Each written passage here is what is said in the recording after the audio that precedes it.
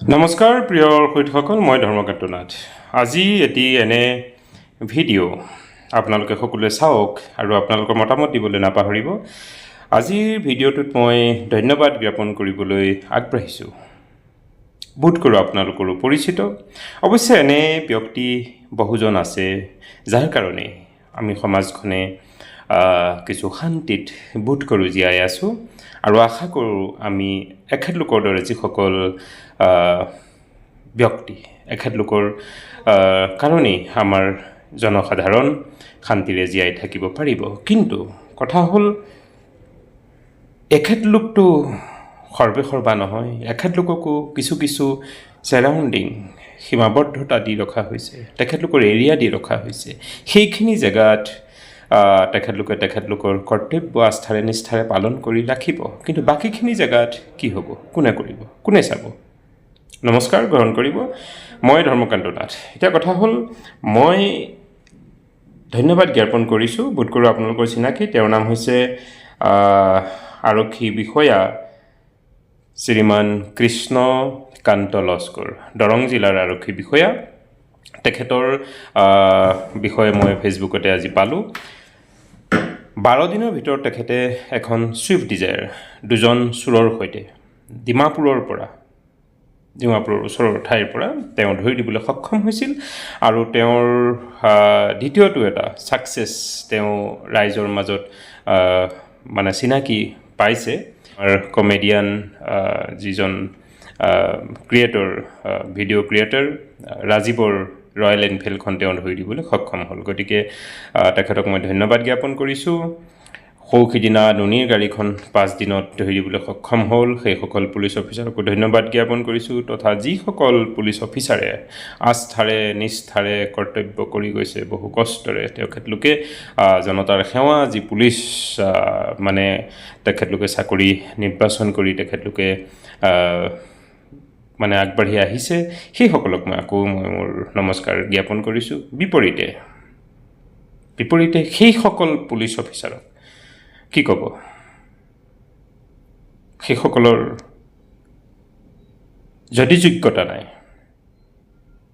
তেতিয়াহ'লে ৰাইজৰ টকা খাই চাকৰিত থকাৰ প্ৰয়োজনীয়তা আছে বুলি ভাবে নেকি? মাননীয় মুখ্যমন্ত্ৰী মহোদয়, আপুনি হকে বিহকে আপোনাৰ খায়াল খুচিমতে আপুনি বিভিন্ন ধৰণৰ উঠা বহা নমুনাবিলাক কৰি আছে। 1 লাখ পোষ্ট, 2 লাখ পোষ্ট, অৱশ্যে কিছু কি বুলি কয় আপুনি স্বচ্ছতাৰে কিছু চাকৰি দিছে, সেয়াও অস্বীকাৰ নকৰোঁ। কিন্তু বৰ্তমানো যে চাকৰিৰ নামত যিবোৰ হৈ আছে 2 নম্বৰী, সেয়া বোধ কৰোঁ আপুনি জ্ঞাত। বাৰু সেইবোৰ কৰি গৈ আছে, আপুনিতো জাপি দিয়া নাই। কিন্তু মই ক'ব খুজিছোঁ, আপোনাৰ যিটো ডিপাৰ্টমেণ্ট পুলিচ বিভাগ, তেখেতলোকৰ ওপৰত মোৰ আঙুলি। 5 দিনত নুনীৰ গাড়ী ধৰি দিলে, 7 ঘণ্টাৰ ভিতৰতে ৰয়েল এনফিল্ড ৰাজীৱৰ ধৰি দিলে কোনে? সুদক্ষ কৰ্মদক্ষতা আস্থা বিশ্বাসেৰে কাম কৰা সাহসী পুলিচ বিষয়া দৰঙৰ কৃষ্ণকান্ত লস্কৰ ছাৰে। লগতে সৌসিদিনা গুৱাহাটীত নুনীৰ গাড়ী ধৰি দিলে সেইকেইজন ব্যক্তিকো মই প্ৰণাম। কিন্তু গুৱাহাটীৰ মাজমজিয়াৰ সেই ৰেডিঅ' চেণ্টাৰত কাম কৰা দুৰ্ভগীয়া পিতৃহীনা ছোৱালীজনী তথা তেওঁৰে গাঁৱৰে একে গলিৰে দুৰ্ভগীয়া আন এঘৰ পৰিয়ালৰ একেদিনাই যি 2খন স্কুটাৰ চুৰি হৈছিল 10 তাৰিখে, আজিকো কিয় ধৰি দিবলৈ সক্ষম হোৱা নাই? হ'বনে ধৰি দিবলৈ সক্ষম? সময় কিমান লাগিব? কিয় আপোনাৰ ডিপাৰ্টমেণ্টত পুলিচ বিষয়া কম হৈছে নেকি? যদি কম হৈছে তেতিয়াহ'লে কিয়? পুলিচ চাকৰি কৰিবলৈ অসমত ল'ৰা ছোৱালী নাই নেকি? নে বাহিৰৰ পৰা হায়াৰ কৰিব লাগিব, সেইকাৰণে তেনেকেই কমেৰে মেইনটেইন কৰি আছে? যেনেকৈ চৰকাৰী স্কুলবিলাক আপুনি পংগু কৰি পেলালে, 5টা শ্ৰেণীত আপুনি 2জন শিক্ষক ৰাখি গোটেই চৰকাৰী শিক্ষা ব্যৱস্থাটোৱে যে আপুনি ধ্বংস কৰি পেলালে, তেনেধৰণে পুলিচ ডিপাৰ্টমেণ্টটো আপুনি তেনেকেই কিয় ধ্বংস কৰিবলৈ আগবাঢ়িছে? যদি পুলিচ বিষয়া কম হৈছে তে নতুনকৈ জইন নকৰাই কিয়? কি অসমত চাকৰি কৰিবলৈ শিক্ষিত যুৱক যুৱতী নাই নেকি? আৰু যদি মানুহ পৰ্যাপ্ত আছে তেতিয়াহ'লে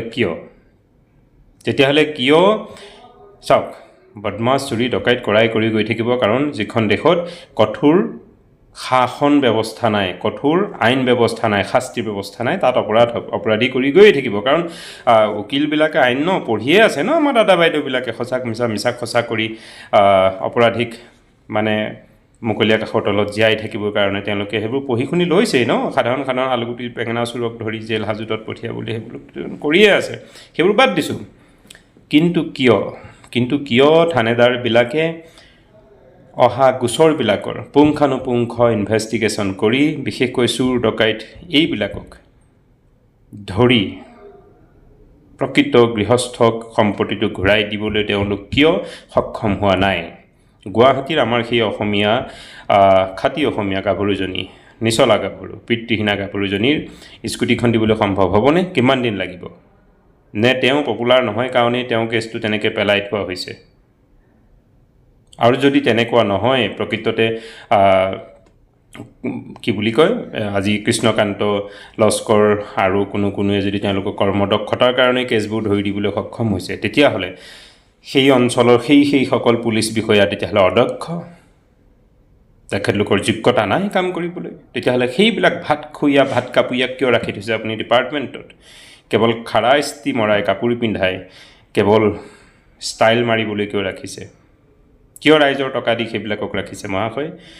সিদিনা আপুনি 8 বছৰ শিক্ষকতা কৰি স্কুল জন্ম দি যি 8টা বছৰ শিক্ষাদান কৰি আহিলে, সেইসকলক আপুনি আজি ৰাজপথলৈ উলিয়াই আনিছে, চাকৰিৰ পৰা তেখেতলোকক অব্যাহতি দি দিছে।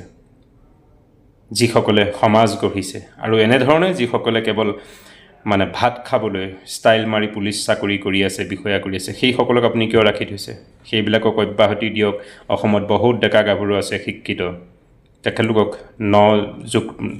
নিযুক্তি দিয়ক তেখেতলোকক মহাশয়। যদি পুলিচ বিষয়াসকলে জনপ্ৰিয় পপুলাৰ লোকসকলৰ কেছবিলাকহে, মন্ত্ৰী MLA বিলাকৰ কেছবিলাকহে নকৰে, বিপৰীতে সকলো মানুহকে সমানে চকু দিয়ে, তেতিয়াহ'লে কিয় গুৱাহাটীৰ সেই ছোৱালীজনী তথা বহু কেছ মানুহে কিয় এতিয়াও ন্যায় পোৱা নাই? আৰে কোৰ্টলৈ যোৱাৰ পিছত সেইটোতো সাধাৰণ মানুহে ন্যায় নাপায়। যাৰ টকা, যাৰ ধাজ, সিয়ে চলি যাব। সেইখন বজাৰৰ কলা বজাৰৰ কথা নকওঁৱেই, মোৰ ঘিণ লাগে সেইখন কলা বজাৰৰ কথা। বহু এনে কথা মোৰ চকুৰ আগত প্ৰমাণ আছে মহাশয়। কোনো কথাই নহয়, সাধাৰণ কথা মাতৰ মুখচিত্ৰ কাজিয়া, তাতেই কেছ দিলে আৰু থানালৈ দৌৰি কি কয়, কোৰ্টলৈ দৌৰি ভাগৰি গৈছে। দূৰৈত কিবা লেবাৰ চাকৰি কৰিবও যাব নোৱাৰা পৰিৱেশ হৈছে। এয়াই হৈছে আমাৰ অসমৰ কি বুলি কয়, গোটেই ভাৰতৰেই কি বুলি কয়, এই যে এইবিলাক উকিলবিলাকহঁতৰ চৰিত্ৰ পঢ়িয়ে থৈছে তেওঁলোকে। কোৰ্টলৈ যাবলৈ নিদিয়ে তেওঁলোকে, লাগিলে ক'ব মই দিম কেছবিলাক। কোৰ্টলৈ যাবলৈ নিদিয়ে, ফ্ৰেছ হ'বলৈ নিদিয়ে, বাটতে আগুচি ধৰি বিভিন্ন ভয় ভাবুকি দি কেছৰ ধাৰা দেখুৱাই কেছ পিছুৱাই ৰাখে, পইচা খাই আছে। গতিকে কোৰ্টলৈ যোৱাৰ পিছত সেয়া কি হ'ব, সেইখন কলা বজাৰৰ কথা নক'লোৱেই। অন্ততঃ পুলিচ থানালৈ যিবিলাক সাধাৰণ মানুহে, জনতাই কেছ লৈ যায়, চোৰ ডকাইত হোৱা, এইবিলাক চোৰ ধৰি দিয়া, সম্প্ৰতি ঘূৰাই দিয়া পুলিচ বিষয়াসকলৰ দায়িত্ব যিসকলে পালন কৰিব পৰা নাই, তেখেতলোকক অব্যাহতি দিয়ক মহাশয়। আৰু অসমখনক, অসমৰ ৰাইজক শান্তি প্ৰদান কৰক। মই মোৰ এই ভিডিঅ'ৰ দ্বাৰা মই কৃষ্ণকান্ত লস্কৰ ছাৰক মই মোৰ চেলুট জ্ঞাপন কৰিছোঁ।